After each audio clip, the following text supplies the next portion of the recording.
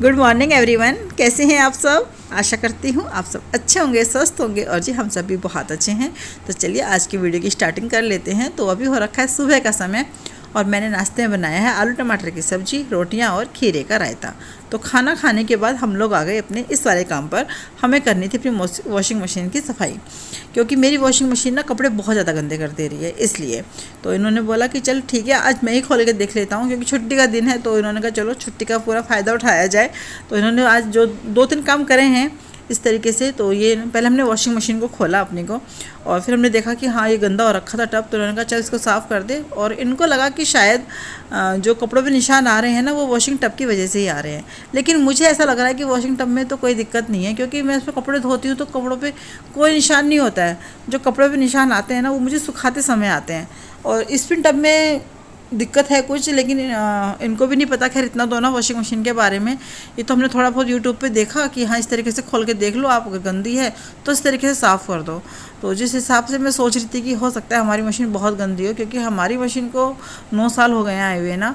2013 में ली थी हमने अपनी मशीन, और इतनी तो गंदी खैर नहीं थी। और जो मुझे लग रहा है जो गंदी है भी ना थोड़ी बहुत ही है, ये सिर्फ इसलिए कि इसके अंदर से पायदान वगैरह धो देती हूँ ना, ये उसकी वजह से गंदी है। तो मैं तो सोच रही हूँ इसके अंदर पायदान बिल्कुल भी नहीं धोऊंगी, बिल्कुल भी नहीं, क्योंकि जो मिट्टी विट्टी बैठी है ना, क्योंकि देखो हमारे जो नॉर्मल कपड़े होते हैं जो हम पहनते हैं वो तो इतने गंदे होते नहीं हैं। ये सिर्फ पायदान धोने की वजह से हुई है इतनी गंदी भी।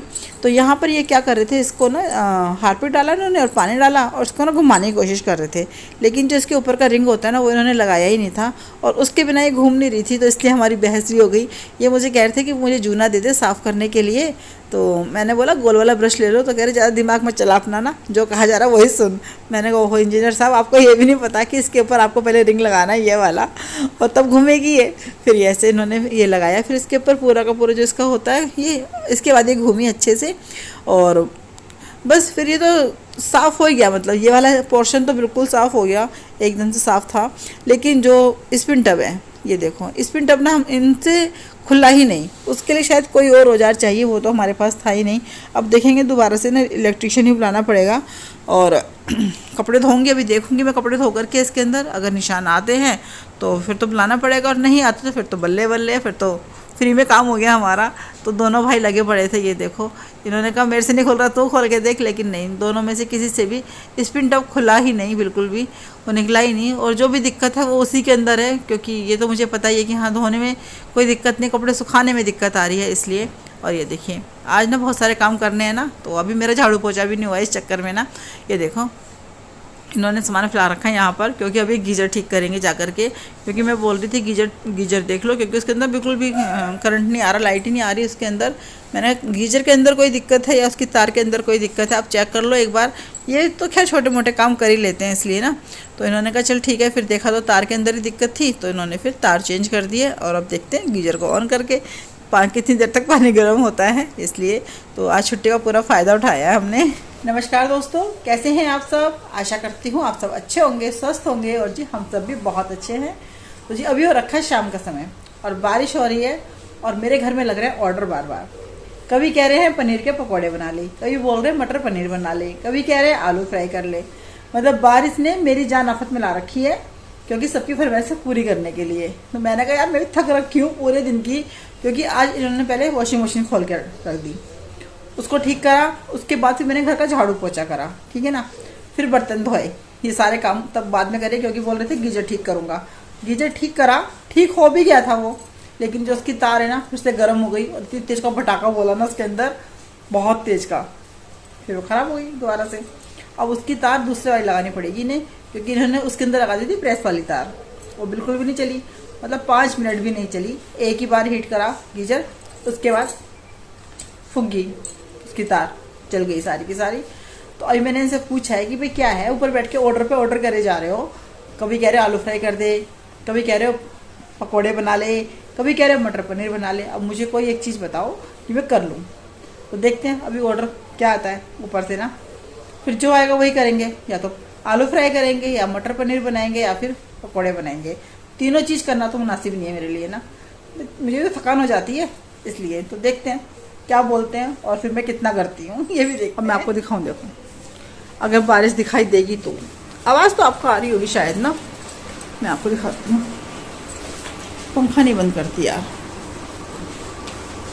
देखो आ रही है आपको आवाज़, तो उससे पानी गिरने की आ रही होगी। और चूहों की इतनी स्मेल आ रही है बहुत ज़्यादा ना। ऐसे ना बारिश हो रही है, ये तो पानी गिरने की आवाज़ आ रही है वैसे ना। चलो अंदर ही चलते हैं दोबारा से। और वो बोल दें आलू फ्राई कर और साथ में मटर पनीर बना, और वही करना पड़ेगा।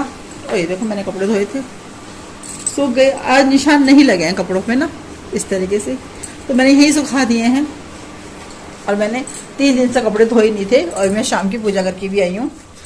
और आज पूरा दिन ऐसे निकल गया, कुछ काम भी नहीं हुआ और आराम भी नहीं हुआ, ऐसे निकला पूरा दिन आज। ये देखो, तो मेरी शाम की पूजा भी हो गई है। कैसे दिखाऊं ऐसे ये देखिए।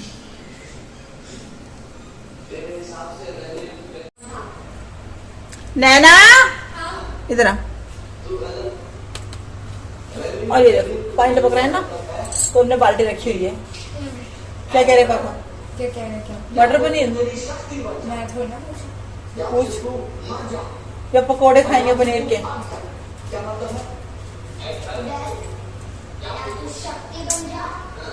कुछ क्या आती है, देखते हैं क्या बोलेंगे।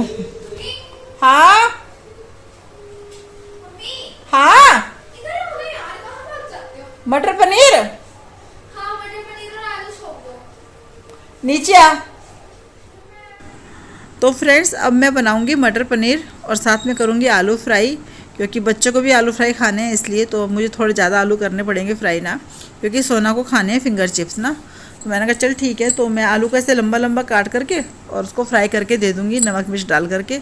उसको वही अच्छा लगता है खाने में, और उसको बहुत पसंद आए, क्योंकि जब मैं ये बना रही हूँ ना सब्ज़ी, उससे पहले मैंने आलू फ्राई करके दे दिए थे। मैंने कहा थोड़ा बच्चे बिजी रहेंगे, नहीं तो ना मेरे पास फिर चक्कर काटते रहेंगे, इसलिए तो मैंने उसको दे दिए थे। तो मेरे से बड़े उससे बोल रही मम्मी बहुत अच्छे बने, लग रहा है मैं ना किसी होटल में बैठ के खा रही हूँ।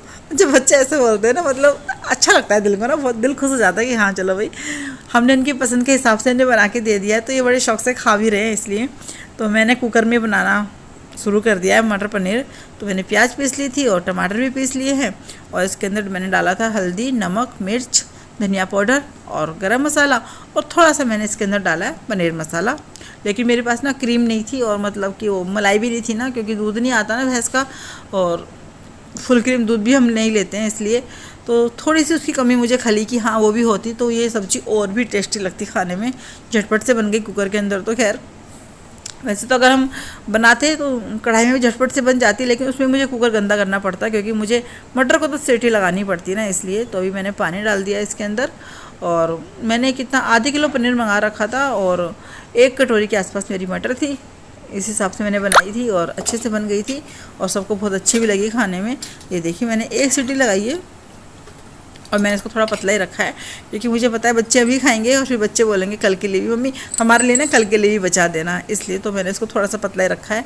क्योंकि अभी मैं इसके अंदर ना ये जो पनीर होता है ना, थोड़ा मैंने बचा रखा है, उसको मैं इसे कद्दूकस करके डालूंगी ना, तो इससे सब्ज़ी थोड़ी गाढ़ी भी हो जाती है, और फिर वो हर बाइट में आता है ना पनीर, तो और भी अच्छा लगता है खाने में।